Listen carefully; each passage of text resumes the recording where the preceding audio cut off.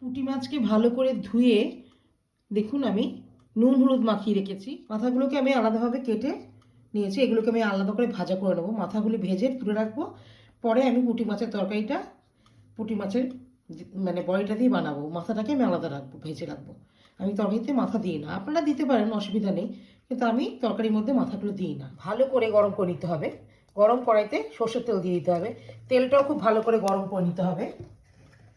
আমি একবারই তেল দিই, বারবার তেল দিই না।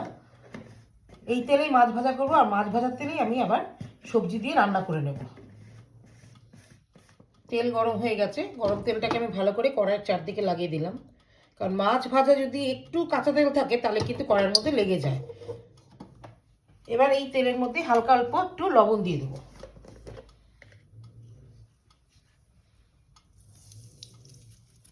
এতে মাছটা কড়াইতে লাগবে না। ভালো করে নাড়াচাড়া দিয়ে নেব। এবার আমি এর মধ্যে আস্তে আস্তে মাছগুলোকে ছেড়ে দেবো। মাছগুলোকে আমি গরম তেলে দিয়ে দিলাম। এই মাছগুলোকে আমি ভালো করে ভেজে নেব। মাছ ভাজা হয়ে গেছে, মাছ ভাজাগুলোকে আমি এবার বাটিতে তুলে নেব।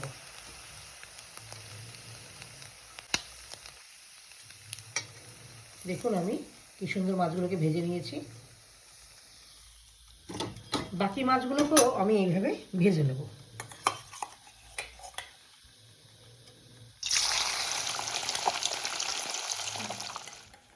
এবার আমি গরম তেলে মাথাগুলোকে ভেজে নেব।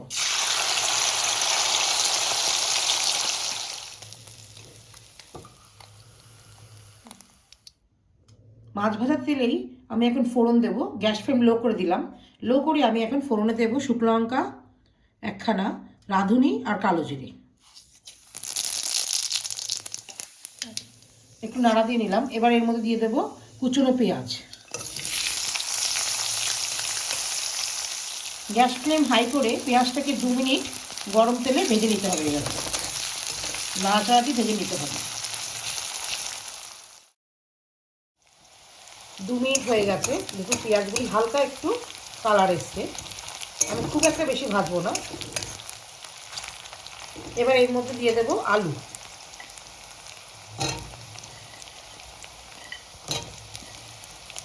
আলু দিয়ে একটু নাড়াচাড়া করে দেবো পেঁয়াজের সাথে।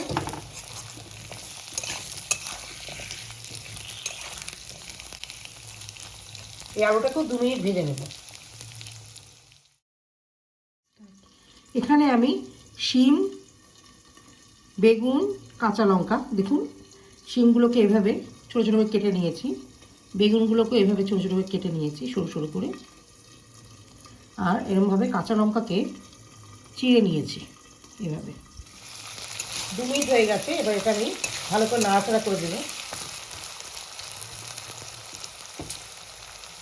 এবার আমি এর উপরে এই সবজিগুলোকে দিয়ে দেবো।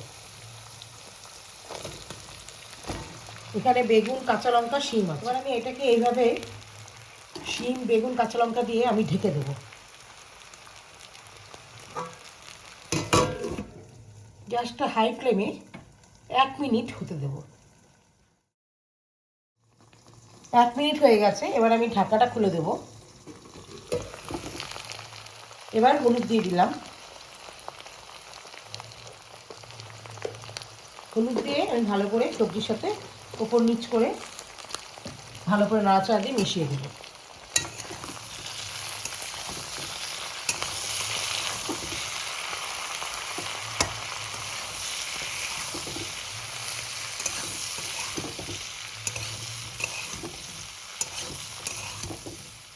টমেটোকে ভালো করে কুচিয়ে নিয়েছি, এই টমেটোটা আমি দিয়ে দেবো।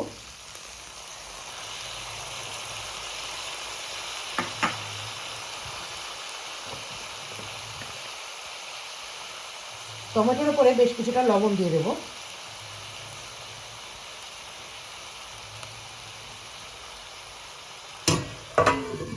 ঢাকা চাপা দিয়ে হাই গ্যাস ফ্লেমে 1 মিনিট হতে দেব। ঢাকনাটা খুলে ভালো করে নাড়াচাড়া করে দেব।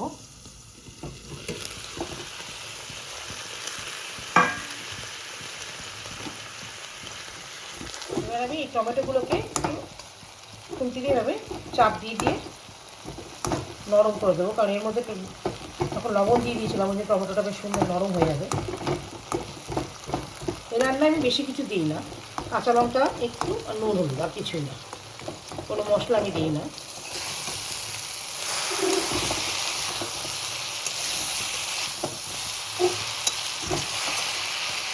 রান্নাটা করতে বেশি সময়ও লাগে না, গুছিয়ে নিলে পরে মোটামুটি 10 থেকে 15 মিনিটে রান্নাটা কমপ্লিট হয়ে যায়। ঢাকা চাপা দিয়ে হাই গ্যাস ফ্লেমে 2 মিনিট হতে দেবো।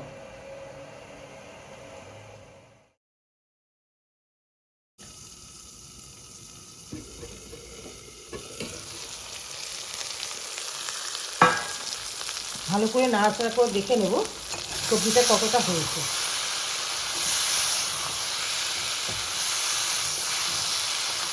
খুব ছোটো ছোটো করে কাটা, ওই জন্য খুব তাড়াতাড়ি হয়ে যায়, বেশিক্ষণ করবো না। এবার আমি এর মধ্যে দিয়ে দেবো জল দিয়ে মাছ দিয়ে এটাকে ফুটিয়ে নেবো ভালো করে। আর আমি সবসময় গরম জল ব্যবহার করি, গরম জল করলে রান্নাটা তাড়াতাড়ি হয়, দেখতেও সুন্দর হয়।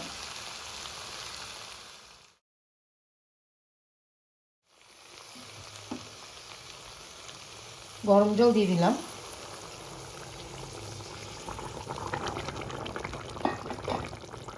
গ্যাস ফ্লেম হাই করে দেবো, ভালো করে ফুটতে দেবো, একটু ভালো করে মিশিয়ে দিই।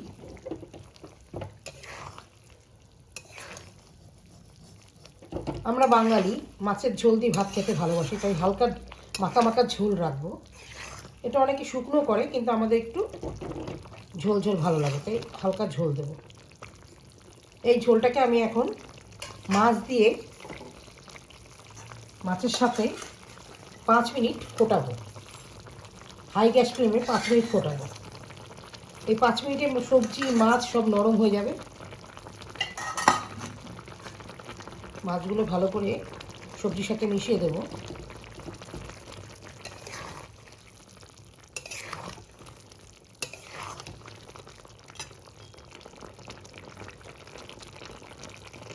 হাই গ্যাস ফ্লেমে 5 মিনিট ফুটতে দেবো। এই 5 মিনিটে মাছটা খুব সুন্দর নরম হয়ে যাবে সবজির সাথে। আমি এটাকে ভালো করে ফুটিয়ে নিয়েছি, 4 থেকে 5 মিনিট মতো ফোটালাম।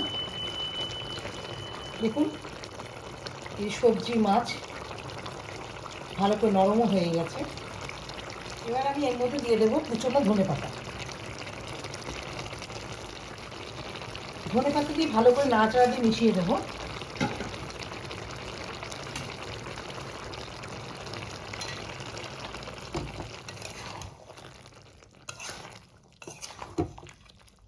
আমার রান্না হয়ে গেছে।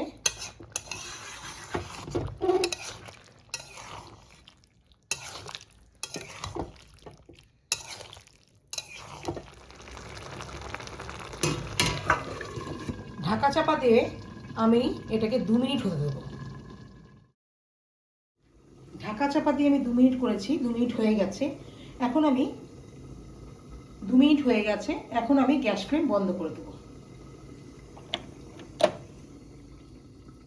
বন্ধ করে ঢাকা চাপা দিয়ে রাখবো 5 মিনিট। 5 মিনিট স্ট্যান্ডিং টাইম আমি এর মধ্যে দেব।